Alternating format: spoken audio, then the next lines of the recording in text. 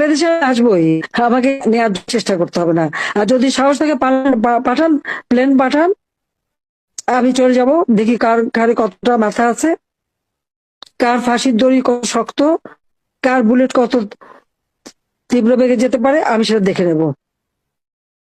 হ্যাঁ, আমি ঘটনাচক্রে আমি চলে আসতে বাধ্য হয়েছি, কিন্তু আমি বাংলাদেশে ফিরবই। এই বাংলাদেশে যারা প্রকৃত অপরাধী তারা সাজা পাবে, দেশের মানুষের ভাগ্য নিয়ে যারা ছিনিমিনি খেলছে তাদের শাস্তি দেব, এবং বাংলাদেশকে আবার আমরা উন্নত সমৃদ্ধ সোনার বাংলাদেশ হিসেবে তুলে বাংলাদেশের স্বাধীনতাকে আমরা সমুন্নত রাখবো।